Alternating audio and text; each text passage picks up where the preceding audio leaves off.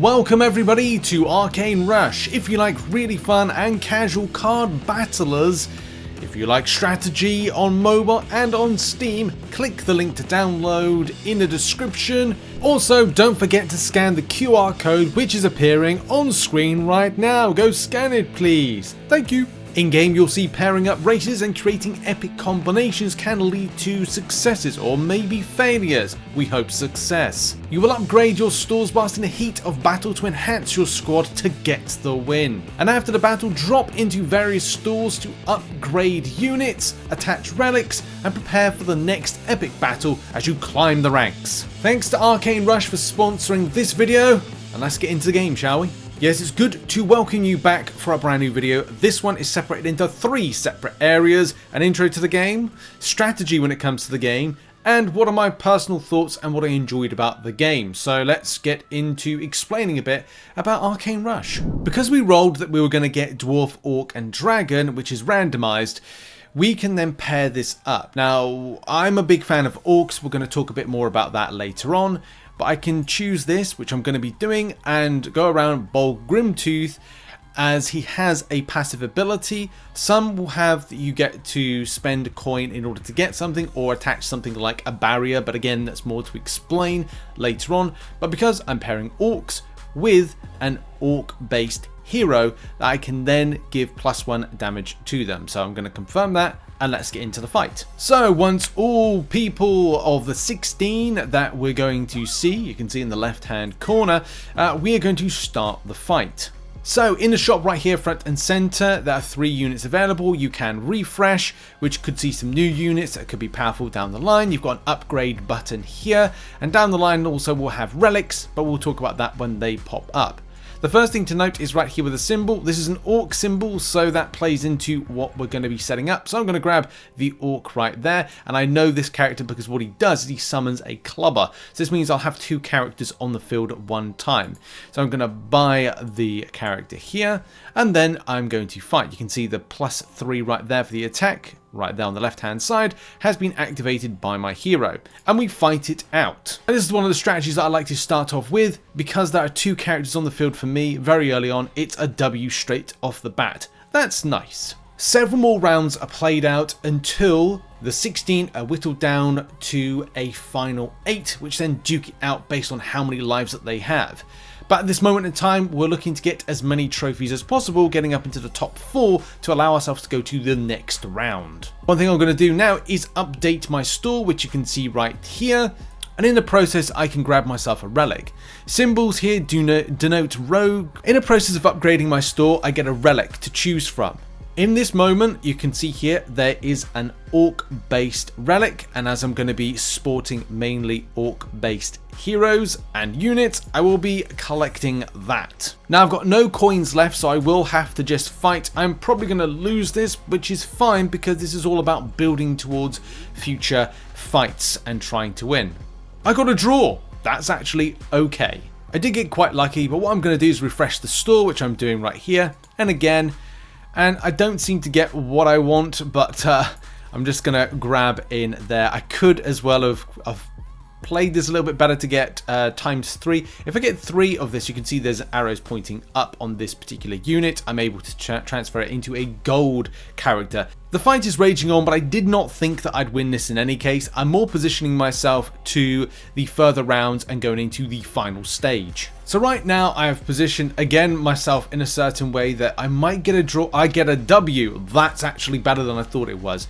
This solidifies my placement within the Group A stage, as I'm trying not to get myself knocked out. I have to be in the top 4 for this. I'm quite fortunate that one of the characters that I'm looking to hunt most of the time is Clan Mystic. Give your units damage equal to the number of Orcs you control. The more Orcs you have, the more damage you do. Hey, that's easy, isn't it? Just enough time for a refresh to grab myself another Orc unit.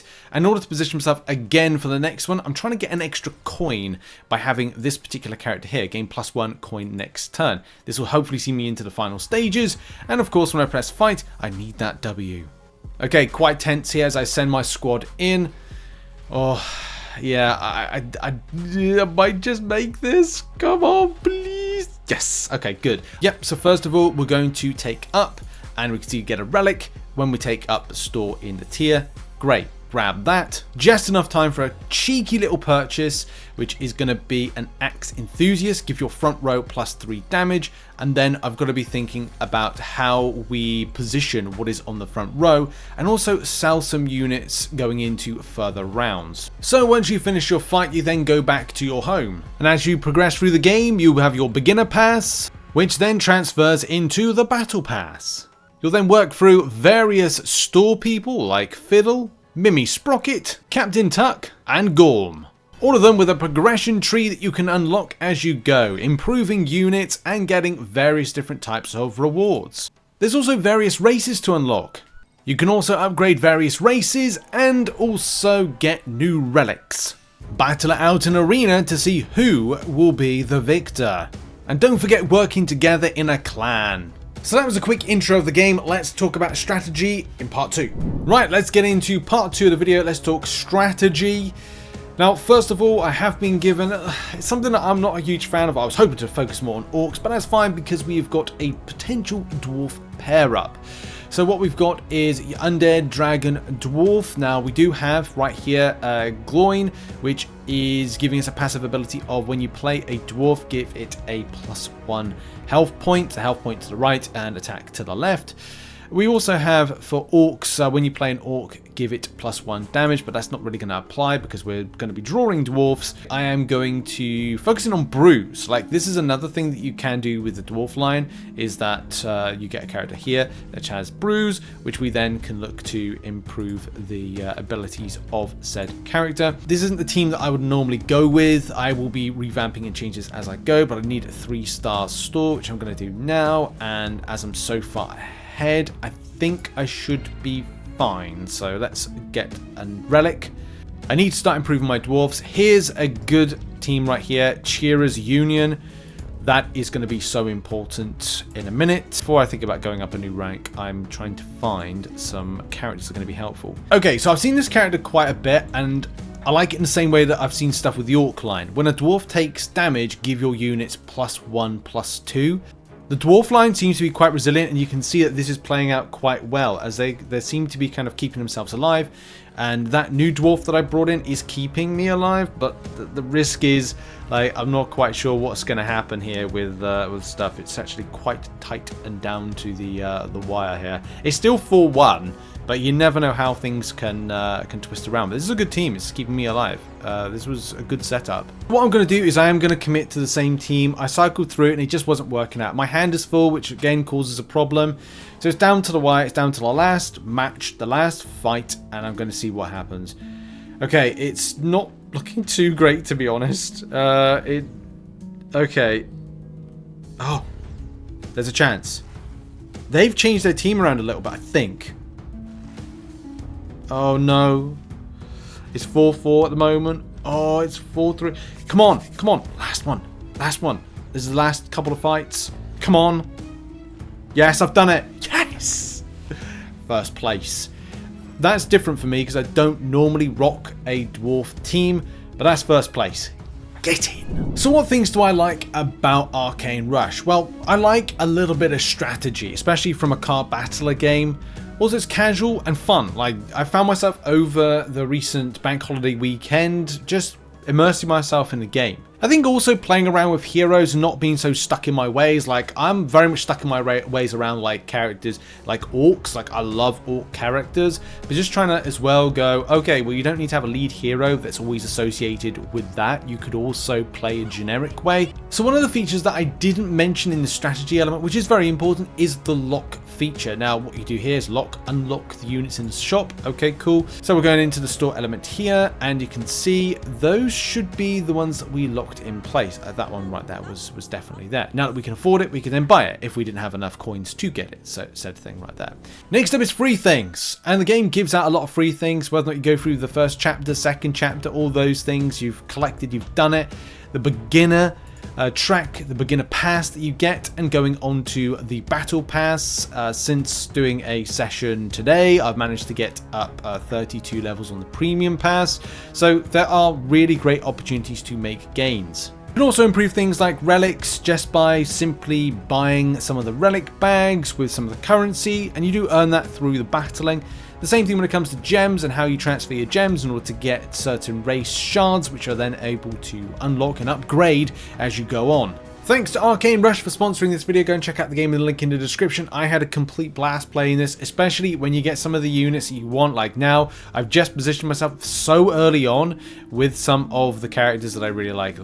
Cheerers Union and Highland Headhunters. As soon as I build up my dwarves, and I've already done a commanding lead, and you're going to see in a minute, like, it's amazing.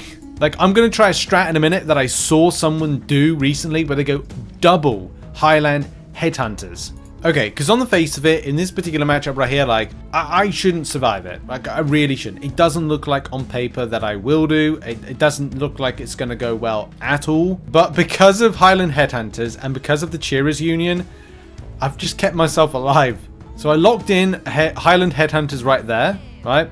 I'm going to refresh, see if there's any more kind of... That could be good for me. Yeah, so far I haven't lost a match. Like, this team, like the double Highland Headhunters like teams like setup is just so OP. Man, I love this team setup. It's even better because my hero will make the strongest one, give it to the weakest one. So anytime I put in one of my new cards, it just makes the weakest one, yeah, the strongest one. And there we go, another absolute trouncing. Another first place. That is it for the video. Thank you very much for watching. Check out Arcane Rush and link in the description. Also, don't forget to scan the QR code which is appearing on screen right now. Go scan it, please. Thank you. And I'll see you all in the next video. I'm going to destroy some things in game. Go and download today. See ya. Yes!